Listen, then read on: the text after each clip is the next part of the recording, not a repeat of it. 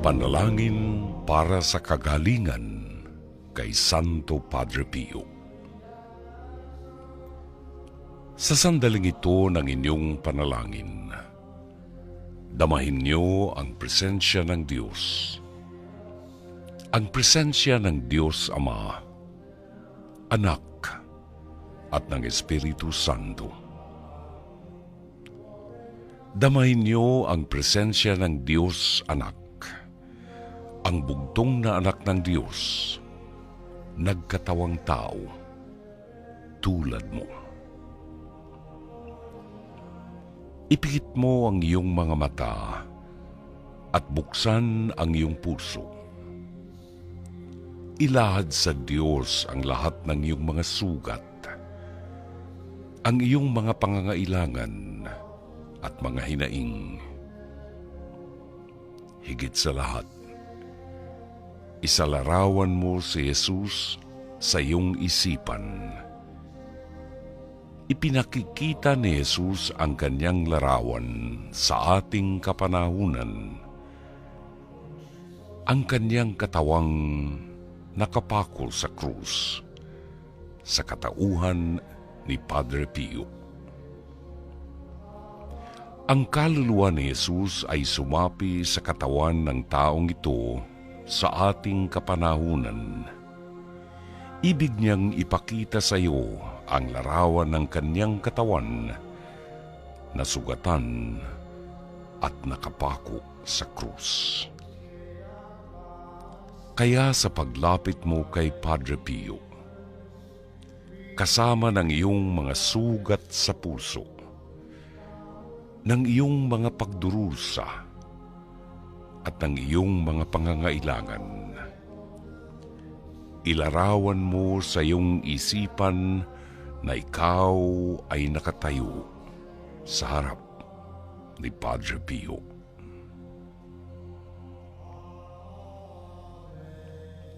Mahal kong Padre Pio, ngayon ay lumalapit ako sa iyo upang isama ang aking mga panalangin sa libu-libong mga panalangin na iniaalay sa iyo araw-araw ng mga taong nagmamahal at nagdedebosyon sa iyo sa buong daigdig.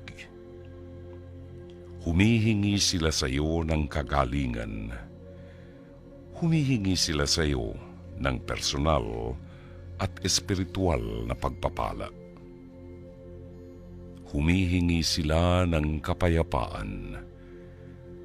Humihingi sila ng kanilang pangangailangan sa katawan at isipan. At dahil sa iyong pakikipagkaibigan sa Panginoon, dahil sa iyong pakikiisa sa nakapakong si Jesus, binibigyan niya kami ng kagalingan sa pamamagitan mo. Kaya ngayon ay hinihingi namin sa iyo ang kagalingan at kapatawaran. Padre Pio, sa pamamagitan ng nakikitang sugat sa krus sa iyong katawan na iyong tiniis sa loob ng 50 taon, ikaw ang pinili sa ating kapanahunan upang luwalhatiin ang Kristong nakapako. Sapagkat ang krus ay napalitan na ng maraming mga simbolo.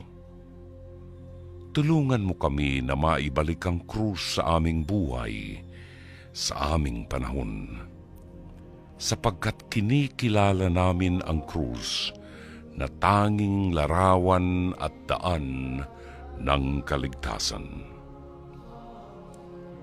Jesus na nakapako, samantalang pinagninilayan namin ang mga sugat sa kamay, sa paa at sa tagiliran mo. Hindi lamang namin ginugunita ang dugo na tumagas sa iyong katawan sa gitna ng kirot, hapdi at pasakit. Amin ding pinagninilayan ang iyong ngiti at saya, at ang hindi nakikitang liwanag ng kabanalan at ang bango ng matamis at mga sariwang bulaklak na samyo ng kabanalan.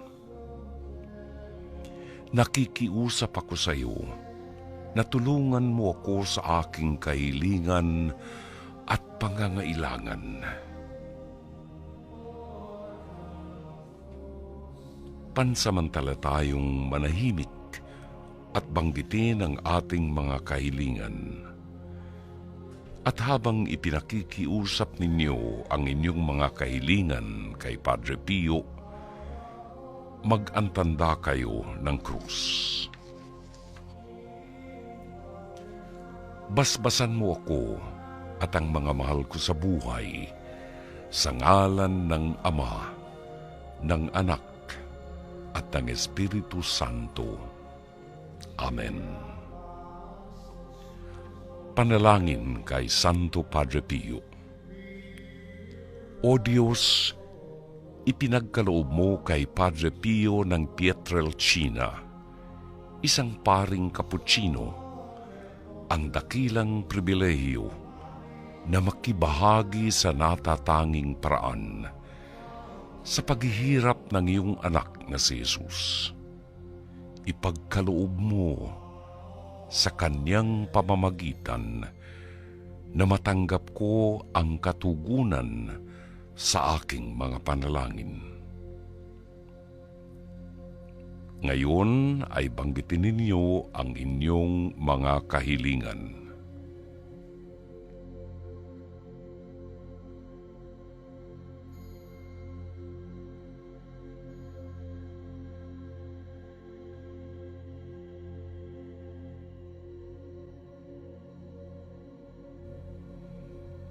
Na buong puso kong ipinagkakatiwala sa iyo. Subalit, higit sa lahat, bigyan mo ako ng biyaya na mabuhay nang naaayon sa kamatayan ni Jesus at ng kanyang muling pagkabuhay upang ako'y makarating sa kaluwalhatian ng kanyang muling pagkabuhay.